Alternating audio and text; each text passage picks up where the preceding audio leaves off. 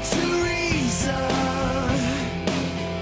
Will you open your eyes? All right, so I'm dropping F-bombs like crazy on today's show. It's a good thing there's not one next week. Johanan in Thiensville. Is it Thiensville?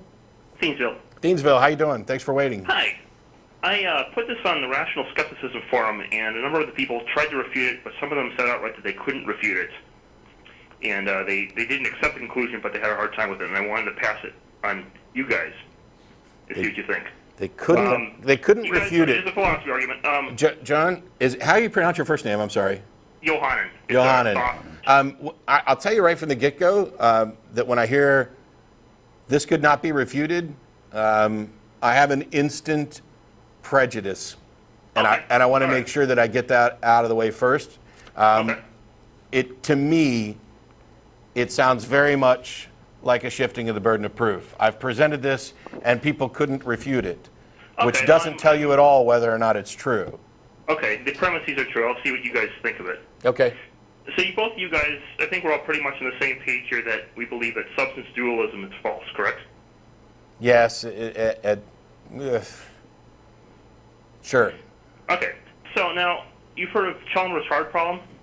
The argument was that Chalmers' hard problem demonstrates that mind is not reducible to non-mind, and therefore, since dualism is impossible, monistic idealism entails.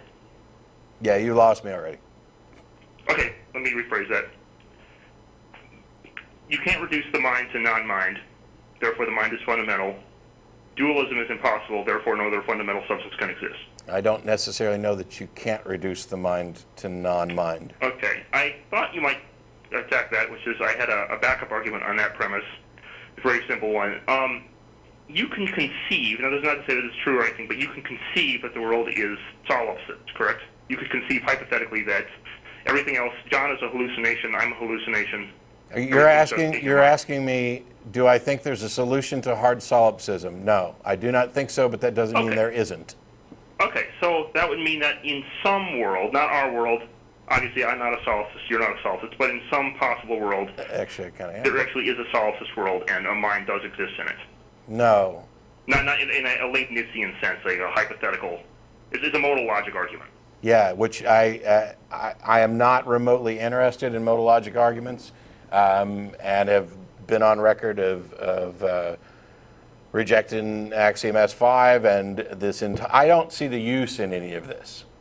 That talking about possible worlds. I'm more interested in reality and arguments that deal with reality and the one we experience. Okay, well, the purpose of modal logic is that you can intuit things about the actual world. Yeah, and I don't value that. Okay, let me rephrase it in such a way that perhaps isn't modal in nature. Then, you said there is not admitted there is no solution to hard solipsism, right? No, what I said is that I don't believe there's a solution to hard solipsism, but there might be. Okay, so you don't believe there is. But the reason that you can conceive of that in the first place, the whole notion of hard solipsism, is because you can conceive of a world in which a mind could exist, which is purely solipsistic. Right? I can conceive of that. That doesn't mean that I can conceive that it is possible. Okay, so the reason that is logically possible, even if it isn't true or even if there is some way around it perhaps, the reason it's logically possible is because you can put the concept of a solipsistic universe together with a mind in such a way that they do not logically contradict. The properties of the mind are such that they could fit into a solipsist world even though maybe that's not the case. I don't know that that's true. Well, so, for example, when you conceive of everything, when you're thinking I don't conceive of everything, but okay. Okay, when you're thinking in your brain, everything that you perceive or conceive of is actually a perception or an idea. You don't actually perceive the matter itself, and likewise, you don't know of John's conscious state because you're not John, right? So all you actually know about the world, you do this all the time without even thinking about it. All you actually know about the world are your perceptions of the world and your own inner conscious experience. Okay. And so, because of this, you actually do logically, consistently conceive of solipsism all the time without even realizing it. Okay. Okay, so now that being the case, since the mind could exist in such a world, and we can also know that, material things cannot exist in an immaterial solipsist world. How do we know Therefore, that? the mind cannot be material. Yeah, material things can't exist in a fully immaterial world. Yeah, you can't put it. Obviously, this is contradiction in terms. You can't put a material object into an immaterial world. Sure. What reason do we have to think that immaterial world is not even a coherent concept as far as I'm concerned? But for arguing for idealism, then it could be. Yeah, I tell you what. Why don't you just email us? Because right now people's eyes have glazed over, I know mine have. and Does this I don't make know what sense, this though? has to do with anything. Okay, well, my whole argument was that when you bring this about, the entire fact that you can conceive of this demonstrates that the mind has to be immaterial because it could not exist in a material world. And there are other arguments from philosophy of mind going in the same direction. Well, it depends on what you're actually labeling mind. The mind may not be anything. We're talking about potentially an emergent property of the brain, and you may be mislabeling what the brain does as an entity. And that's based on a posteriori reasoning, which is from neuroscience, and a posteriori reasoning always follows from a priori reasoning. And so, for example, if you doubt the existence of the mind, then you have to doubt the existence of the scientific method as well. No, you don't. Yes, because you have to have a mind to do the science in the first place. Oh. Remember Descartes' first meditation where he... Yes, I think, therefore I am.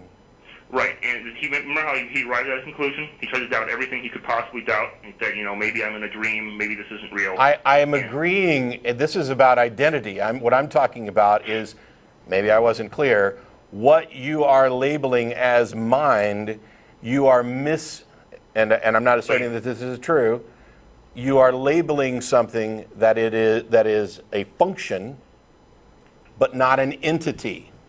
So that's a category error, though. how is it a category error? Well, Boy, let me finish.